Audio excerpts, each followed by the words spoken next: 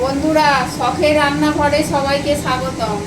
এই যে আমি আজকে মটন রান্না করছি, রেসিপিটা একটু ফলো করুন। এই যে সর্ষের তেল দিয়ে দিয়েছি, এই যে গরম হয়ে গেছে। এবার দিয়ে দেবো তেজপাতা, শুকনো লঙ্কা,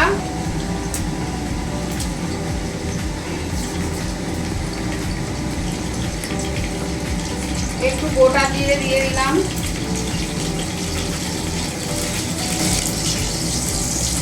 পেঁয়াজ কুচি দিয়ে দিলাম,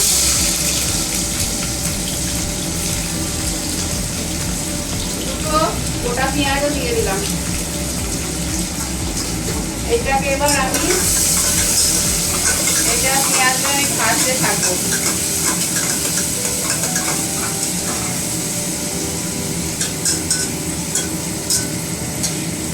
পেঁয়াজটা ভাজা হচ্ছে। এই যে বন্ধুরা, এই যে পেঁয়াজ ভাজা হয়ে গেছে। এবার রসুন দিয়ে দিলাম, রসুন বাটা দিয়ে দিলাম।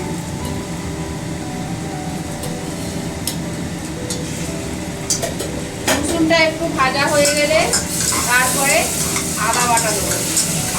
এই যে বন্ধুরা, এবার আদা বাটা দিয়ে দিলাম। রসুন থেকে গন্ধ ছেড়ে গেছে, এবার আদা বাটা দিয়ে দিলাম।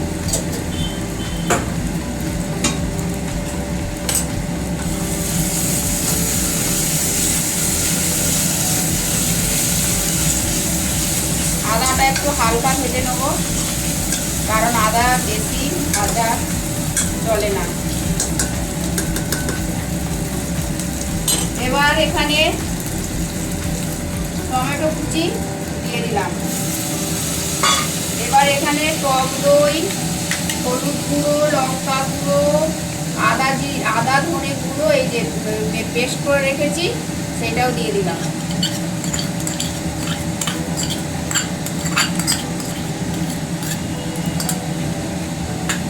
এবার এইটাকে আমি কষতে থাকবো। ছেড়ে গেছে, এবার আমি লবণ দিয়ে দেবো। লবণ দিয়ে দিলাম। এবার হালকা করে একটু জল দিয়ে দেবো।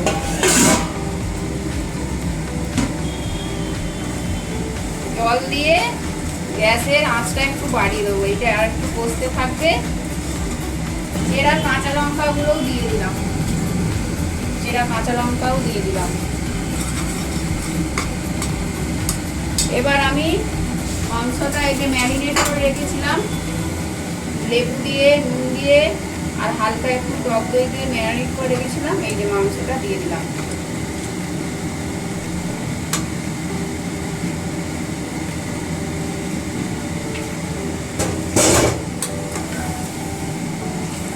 এবার এইটা আমি কষতে থাকবো।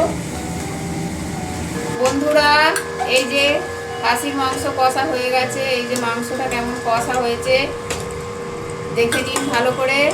এই যে প্রেসার কুকারে তো বোঝা যাচ্ছে না, এই যে আমি হাতা দিয়ে তুলে দেখাচ্ছি, এই যে দেখুন। এবার আমি আলুগুলো দিয়ে দেবো।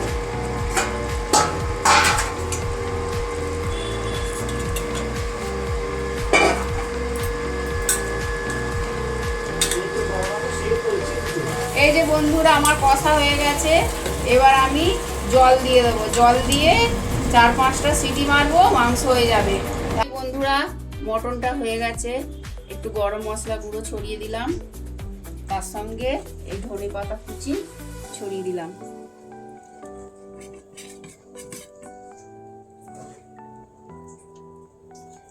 এই যে কেমন হয়েছে বন্ধুরা, একটু কমেন্ট করে জানাবেন।